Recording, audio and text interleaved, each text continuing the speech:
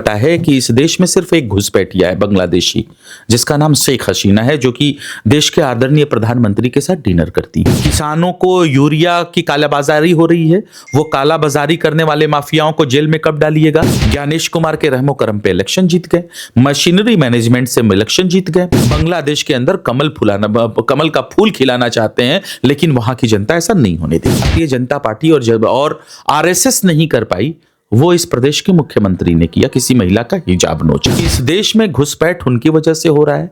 पहलगाम जैसी घटना और पुलवामा जैसी घटना अगर होती है तो उन्हीं लोगों का प्लांटेड तरीका है वो करवा। संजय झा जो कि राज्यसभा के सांसद है, उनका तो दिल्ली में बंगला अलॉट है, यहाँ 1.5 सालों से ज्यादा कब्जा करके क्यों बैठे हैं। देवेश चंद्र ठाकुर सांसद है सीतामढ़ी के, वो 1.5 सालों से ज्यादा कैसे बैठे हैं एक पोलो रोड के अंदर। जो रोहतास में जो रोपवे जो भ्रष्टाचार की भेंट चढ़ गया है, उनके जो अपराधी हैं उनको कब जेल में डालिएगा। जय हिंद दोस्तों, मैं अफजल, आप सबका स्वागत है एक बार फिर से टुडे रिपोर्ट्स में। आज हम बातचीत करेंगे बंगाल से लेकर बिहार का राजनीति में क्या घमासान है और आए दिन जिस तरीके से मॉब लिंचिंग हो रहा है, क्रिसमस में किस तरीके से आपने देखा कि हर जगह में तोड़फोड़ किया जा रहा है बजरंग दलों के द्वारा, उन सब चीजों में बात करेंगे। हमारे साथ राष्ट्रीय जनता दल के प्रवक्ता आरजू जी हैं, उनसे बात करेंगे और जानने की प्रयास करेंगे। सर, आपका बहुत बहुत स्वागत है। बहुत बहुत शुक्रिया आपका भी। सर, सबसे पहला सवाल रहेगा, कल अमित शाह जी बंगाल में गए, प्रेस कॉन्फ्रेंस किया और कहा कि बंगाल का चुनाव घुसपैठी के मुद्दे पे लड़ा जाएगा जिस तरह बिहार में हो। तो क्या बिहार में चुनाव खत्म तो घुसपैठी खत्म, बंगाल में चले गए घुसपैठी? यही तो हो रहा है, लगातार यही तो प्रयोग हो रहा है भारतीय जनता पार्टी की तरफ। देश के लोगों को घुसपैठिया बताते हैं और इलेक्शन खत्म हो जाता है तो घुसपैठियों का अभी तक लिस्ट भी नहीं निकालते हैं। मुझे जहां तक पता है कि इस देश में सिर्फ एक घुसपैठिया है, बांग्लादेशी, जिसका नाम शेख हसीना है, जो कि देश के आदरणीय प्रधानमंत्री के साथ डिनर करती हैं और उनके रहमो करम पर दिल्ली में आलीशान से अपना जिंदगी का गुजर और बसर कर रही हैं। दूसरी बात, आपने देखा कि इनका जो ये स्टार्टिंग है ना घुसपैठियों का मामला, ये झारखंड से शुरू हुआ था और झारखंड में इनको मुंह की खानी पड़ी और वहां भी इन्होंने एक भी देश का कोई भी किसी के भी कोने से एक भी घुसपैठिया नहीं निकाला। बिहार प्रदेश में आए, इनको पता चला कि घुसपैठिया तो हम जरूर कहेंगे, नैरेटिव सेट करेंगे, हिंदू मुसलमान करने की कोशिश करेंगे घुसपैठिया के नाम पे, क्योंकि एक मुस्लिम देश को इसमें टारगेट किया जाता है और उस नाम को लेके, उस देश के नाम को लेके यहाँ के मुसलमानों को टारगेट किया जाता है, पूरी तरह से ध्रुवीकरण की जाती है। खैर, तो उनको ये पता चल गया था झारखंड के इलेक्शन से कि यहाँ पे दाल नहीं गलेगी, तो उन्होंने इलेक्शन कमीशन को अपने पाले में कर लिया। ज्ञानेश कुमार के रहमो करम पे इलेक्शन जीत गए, मशीनरी मैनेजमेंट से इलेक्शन जीत गए, मैनिपुलेटेड तरीके से इलेक्शन जीते। खैर, जिस भी तरीके से जीते, आपने देखा कि किस तरीके से इस प्रदेश के अंदर आचार संहिता लागू था। देश के कमिश्नर्स जो है इलेक्शन कमीशन के, ज्ञानेश कुमार प्रेस कॉन्फ्रेंस कर रहे थे एक तरफ और आधे घंटे पहले बिहार के महिलाओं के खाते में पैसे आ रहे थे। आचार संहिता का उल्लंघन, देश के संविधान का उल्लंघन, देश के लोकतंत्र को डुबाने की कोशिश भारतीय जनता पार्टी करती है और फिर वही चीज कर रही है और उस तरीके से जो ये बिहार का इलेक्शन जीत जाते हैं। लेकिन वो बंगाल है, मैं आपको आश्वस्त कर दूं, बंगाल के लोग बहुत ही एक्टिव हैं, बहुत जुझारू तरीके से अपना लड़ाई लड़ते हैं। ये फिर से वहां पे हिंदू मुसलमान की हवा चलाएंगे, अपनी सत्ता के लिए अपने देशों को लोगों को मुर्गा लड़ाई लड़ाएंगे। लेकिन वहां की जनता एक्टिव है, जानकार है, उसको बिहार के इलेक्शन से भी लेना चाहिए सबक, और वो सबक लेगी और इनको जो है, इनके जो भी मतलब ये जो सोच रहे हैं उन सब सोच के ऊपर पानी फेर देगी।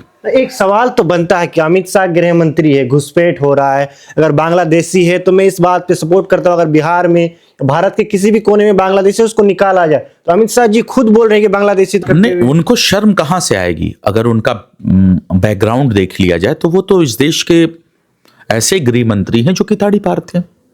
एक फर्जी मुठभेड़ के अंदर सोहराब शेख 98 दिन जेल में रहने का काम किया। ताड़ीपार किसको कहा जाता है? जिसको उस प्रदेश के जनता से जिस माहौल खराब करने का डर होता है, इसलिए ताड़ीपार कर दिया गया कि आप यहां नहीं आइएगा, नहीं तो आप आइएगा तो यहां का माहौल खराब हो जाएगा, पहला। दूसरा बात, देश के आदरणीय गृह मंत्री अमित शाह जी अपने ऊपर खुद सवाल उठा रहे हैं और ये सवाल ये इसलिए उठा रहे हैं, वो कहते हैं कि घुसपैठिया, बांग्लादेशी, रोहिंग्या, पाकिस्तानी, जो भी तमाम चीजें कहते हैं, तो वो ये आश्वस्त कर रहे हैं देश के लोगों को कि इस देश में घुसपैठ उनकी वजह से हो रहा है। पहलगाम जैसी घटना और पुलवामा जैसी घटना अगर होती है तो उन्हीं लोगों का प्लांटेड तरीका है वो करवाते हैं।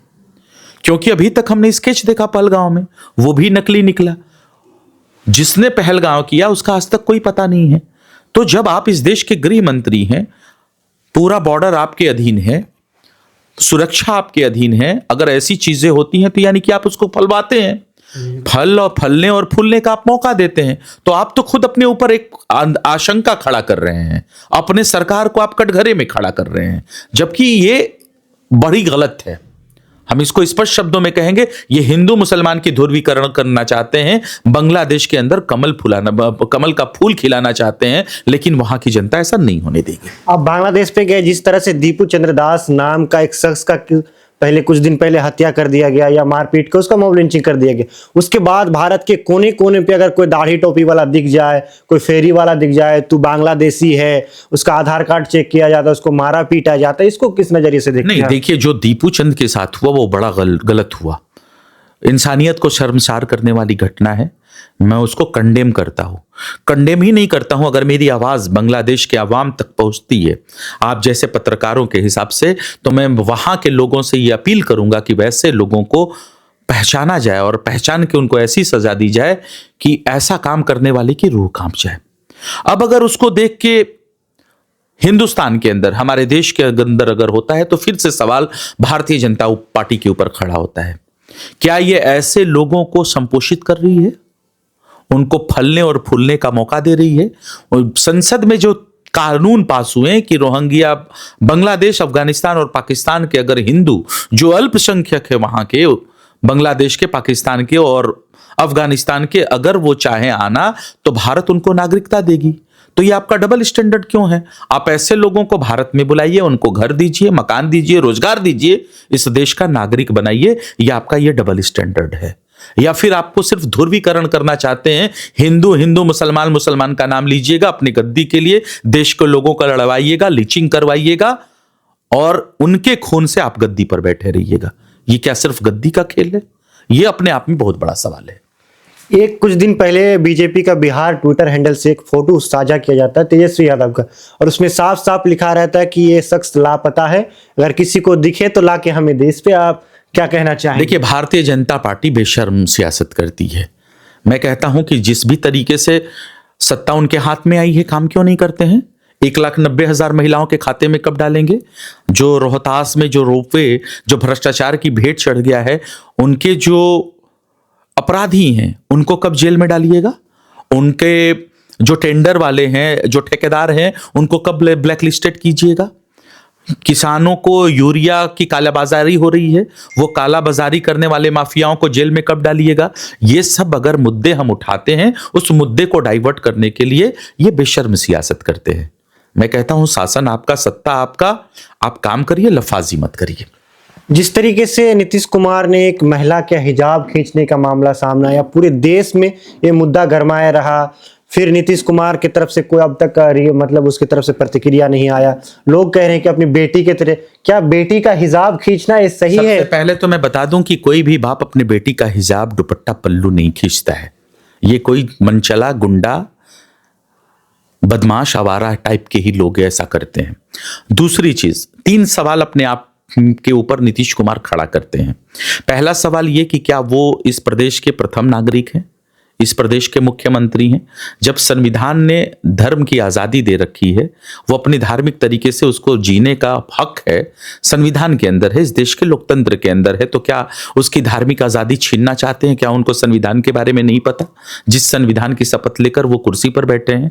दूसरा बात कि क्या उनका मानसिक दशा और दिशा वाकई में खराब है? क्या वो मानसिक रूप से असंतुलित हो चुके हैं, बीमार हो चुके हैं? अगर ऐसा है तो उनके उपचार की जरूरत है, और अगर ऐसा नहीं है तो उनको आना चाहिए प्रेस के सामने और माफी मांगना चाहिए कि उनके साथ उन्होंने गलत किया है। लेकिन ऐसा भी नहीं हो रहा है, और अपने स्वास्थ्य के बारे में भी नहीं बता रहे हैं। तीसरी बात, क्या उन्होंने जानबूझ के किया?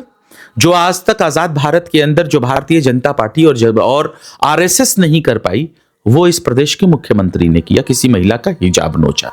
तो क्या उनकी जो मानसिक है, दिशा है, दशा है, जो मानसिकता है, वो क्या संगी हो चुकी है? ये 3 सवाल उठते हैं, और ये तीनों सवाल अपने आप में बहुत बड़े हैं। लेकिन होता क्या है कि बचाने के लिए उनके मंत्री आते हैं, जो मुस्लिम मंत्री होते हैं, और वो कहते हैं बेटी जैसी है।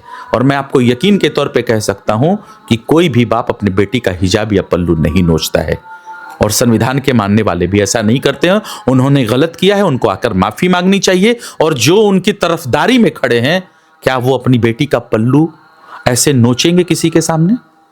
है उनके पास हिम्मत, हौसला? नहीं कर सकते।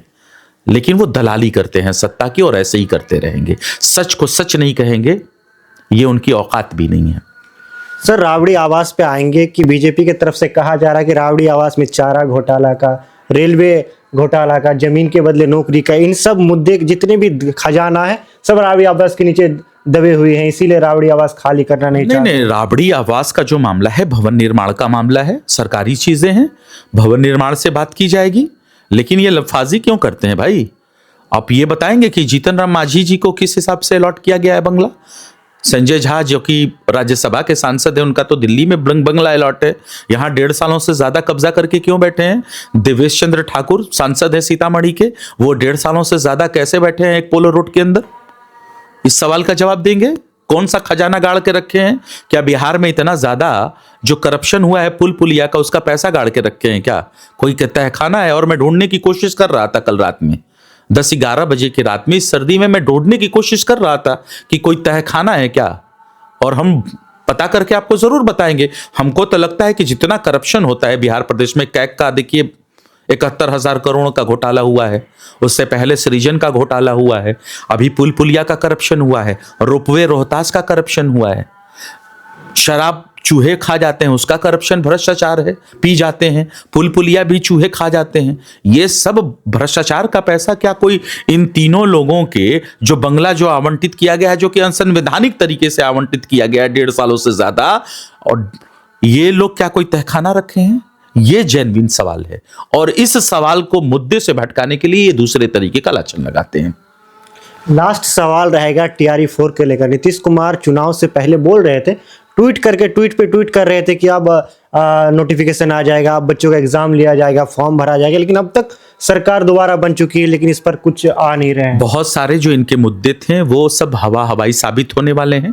टीआरई 1, 2, 3, 4 जितने भी चीजें हैं, आपने देखा किस तरीके से छात्रों के ऊपर, गरीब छात्रों के ऊपर वाटन कैनन की बौछार चलती है, अपनी आवाज को उठाया जाता है तो कैसे धरना स्थल पे लाठीचार्ज होता है, कैसे रोडों पे उनको अगर शिक्षक हो चाहे फिर वो विद्यार्थी हो, अगर अपनी हक हुकूक की बात करता है तो बिहार सरकार उनको लाठीचार्ज करवा के पिटवाती है। इस ठंड में, ठिठुरती ठंड में उनके ऊपर वाटन कैनन का बौछार करवाती है। क्या बिहार प्रदेश के विद्यार्थियों ने या शिक्षकों ने ये चीजें देखी नहीं थी क्या? ये सब देखा था। और ये सारी चीजें, मैं तो स्पष्ट शब्दों में कहता हूं कि सुशासन नाम ही बिहार में जुमला है, और उनकी सारी बातें जुमले हो जाएंगी। बिहार प्रदेश को कुछ नहीं मिलने वाला इस भारतीय जनता पार्टी जनता दल यूनाइटेड की सरकार में, सिर्फ मिलने वाला है तो नीलबटा सन्नाटा। हमारे साथ आरजेडी के प्रवक्ता आरजू थे, इन्होंने अपनी बात को रखा। हमने बंगाल से लेकर बिहार तक हर एक मुद्दे पे चर्चा करने की प्रयास किया। छोटी सी वीडियो आपको कैसा लगा, नीचे कमेंट बॉक्स खुला है, अपना प्रतिक्रिया जरूर दीजिएगा। मिलते हैं अगली वीडियो के साथ। जय हिंद।